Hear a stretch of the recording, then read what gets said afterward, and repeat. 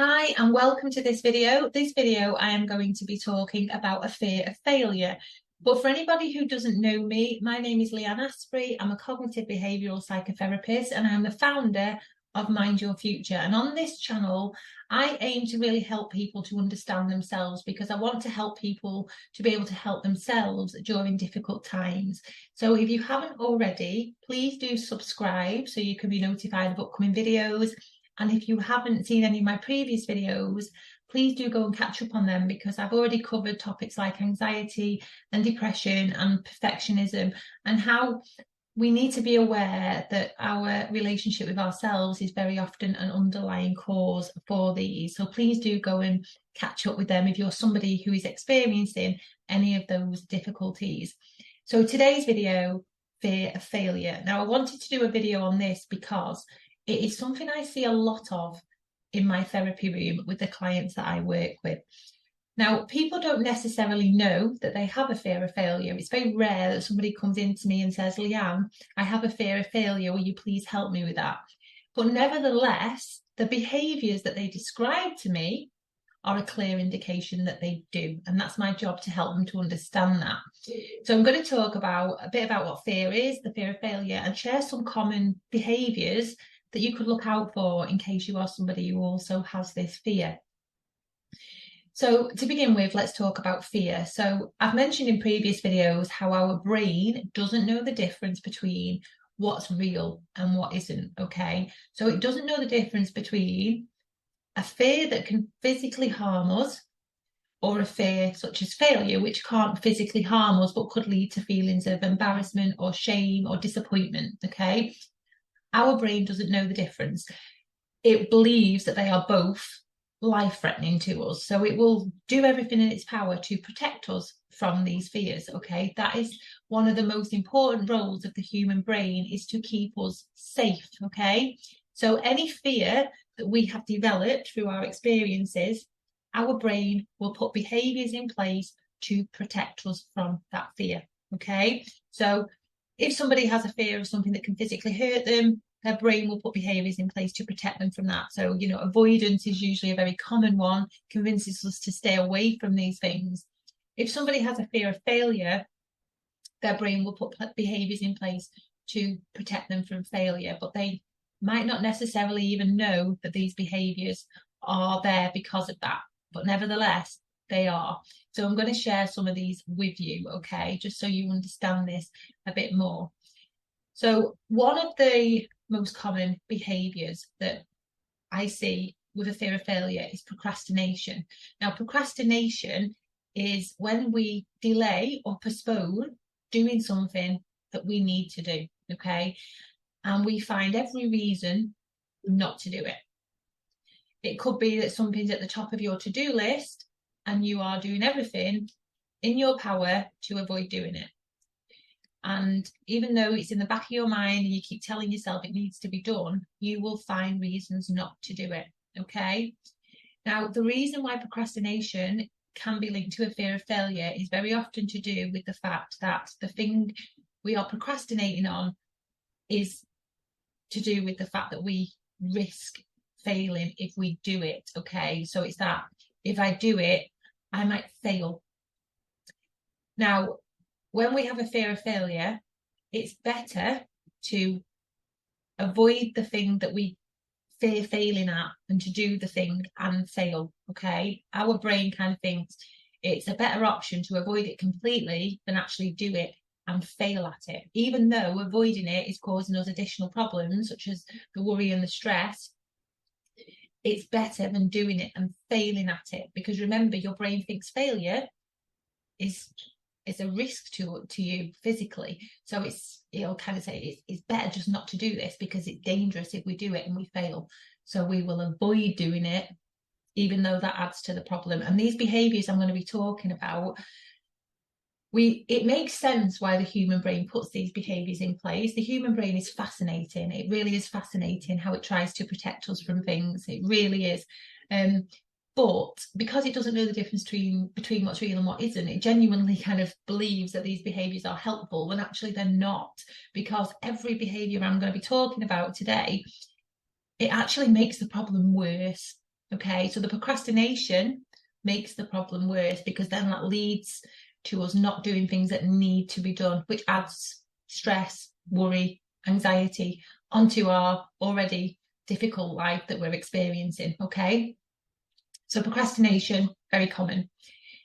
Perfectionist behaviours, very common with a fear of failure. And I actually believe that a fear of failure is most of the time the reason for a perfectionist to become a perfectionist. Okay, so perfectionist behaviours are behaviours we put in place to strive for perfection in sometimes in all areas of our life. Sometimes people have perfectionist behaviours just in certain areas of their life. But if you think about it like this, if I am perfect, then I'm less likely to fail. Okay. So again, makes sense. If I do everything perfectly, there's less chance of me failing. So our brain puts these perfectionist behaviors in place to protect us from failure. Okay. But the problem with perfectionist behaviors is they are unrelentless and they are unrealistic to achieve all of the time. Okay, which then again adds to the problem of the stress, the anxiety, the worry, the exhaustion. And I have done another video where I've shared a metaphor about perfectionism and what the life of a perfectionist looks like. And if you are somebody who can relate to this, please do go and watch that video because it really does help you to understand how perfectionism is actually a big problem.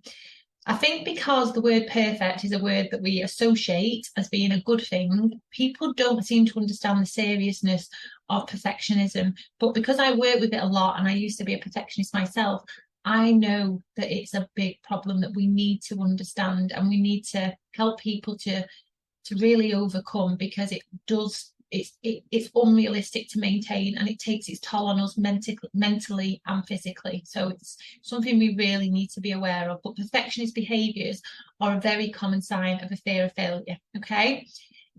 Worrying about what people think of you all the time. Now, if you are somebody who constantly kind of thinks that people are thinking bad of you and it's really important to you what people think of you, and you may be somebody who struggles to say no to people because you want people to like you, so therefore you put in extra pressure on yourself to do things for other people even though you might not have time.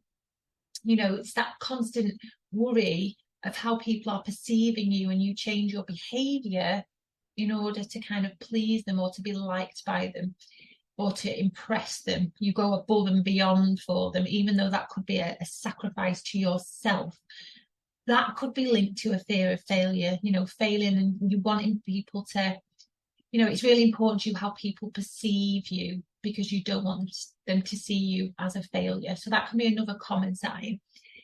Another one can be reassurance seeking. So if you are somebody who, it might be that you doubt yourself a lot, you second guess yourself, you know, you might make a decision, but then there's that worry that, oh, what if it's not the right decision? You know, what if that's not the right thing to do? So you'll seek the reassurance from somebody else to tell you that it's the right thing to do. Now, this can be linked to a fear of failure because another thing that's important to know about fear of failure is that the reason people do that is because then they can pass the accountability on to somebody else. So let's say somebody makes a decision and then the anxiety comes in and the worry, what if it's the wrong decision because of the fear of failure?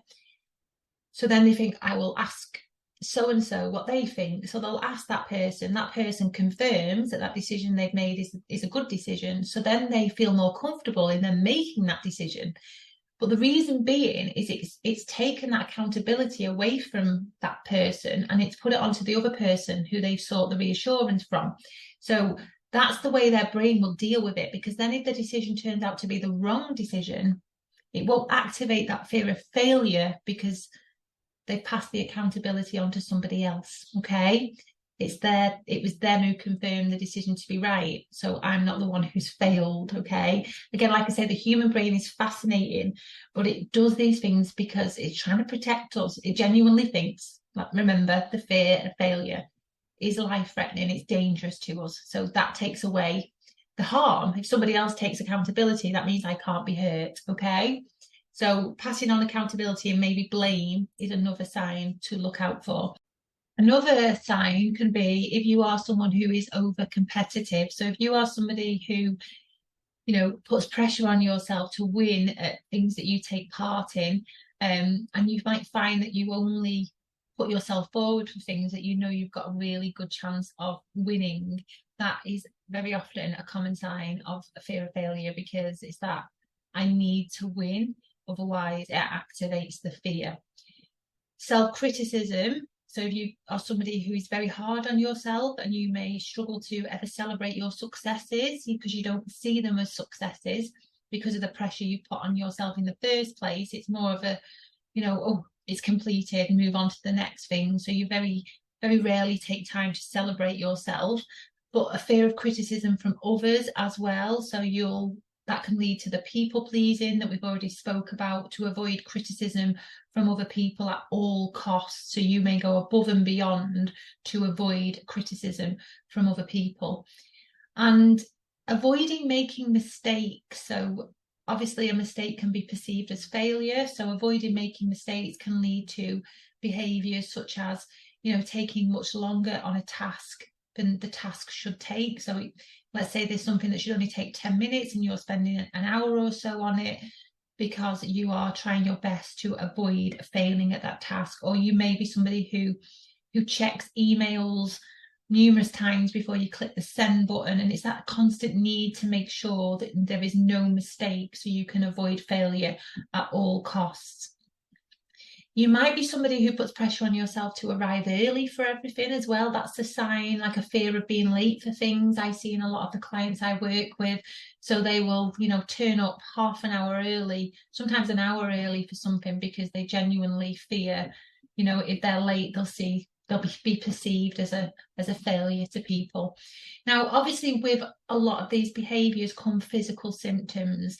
Now, if you are somebody who's feeling quite anxious and stressed and exhausted as well, that could be because of the behaviours and the pressure that you are putting on yourself. So not only do we have the behaviour signs of a fear of failure, there is very often the physical symptoms that come with that as well. But sometimes people who have these behaviours in place might not always experience the symptoms of anxiety. Now, that can be because these behaviours, when they are being maintained, can kind of keep the anxiety at bay, but it's when the behaviours are not carried out that the anxiety may then rear its head. So, for example, if you are avoiding making mistakes and then you make a mistake, that is when you will experience the anxiety. But if you are maintaining that and avoiding mistakes at all costs, or pleasing everybody all of the time, then you are then, kind of keeping the anxiety at bay, but nevertheless, you will be experiencing the stress, the worry, the exhaustion from trying to maintain them behaviours all of the time. So if you are somebody who's been able to relate to any of these behaviours that we've spoken about, it could be that you are somebody who has a fear of failure. Now, these fears, like I've said before, they do come from experiences that we have had in our life. Okay, a fear just doesn't develop for no reason. There will be been an experience in your life where you have developed this fear. Now, in order to remove a fear, we have to help our brain to see that it's not a risk to us. And the way we do that is by breaking these behaviours and doing the opposite and exposing ourselves to the things that we are avoiding at the moment. So, for example, it might sound a little bit bizarre, but I will help my clients to overcome this by setting them experiment, where I might ask them to make a mistake on purpose. And somebody with a fear of failure will be like, oh no, that's really scary. But obviously there are steps we take before we do that. But what this allows my clients to see is that their brain is telling them that a mistake equals really severe consequences. Remember, the brain is seeing it as life-threatening, so they'll get the thought of it is terrifying. But what it allows them to see is what they've never seen before. And actually, if I make a mistake, what does actually happen? And more often than not, nothing happens. Or even if it does, it's never as bad as they think it's going to be. So it just helps them to see a different outcome other than the outcome that their brain is telling them they're assuming is going to happen, because they've never allowed themselves to see what happens unless they have these behaviors in place. And this is how we break it. So I would suggest, if you can relate to this, you either seek some help for this, there is help out there, you could visit my website.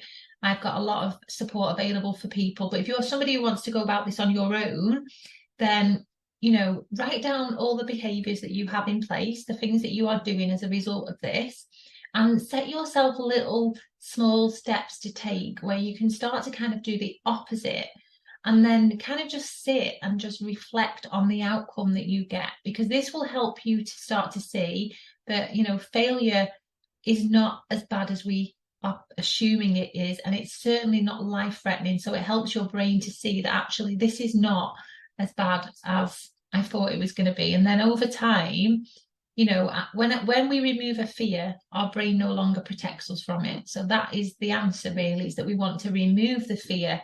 But in order to remove the fear, we have to be exposed to the fear. Okay, so I hope this video has been helpful. And like I say, if you do need any support with any of this, then please do visit my website at www.mindyourfuture.co.uk.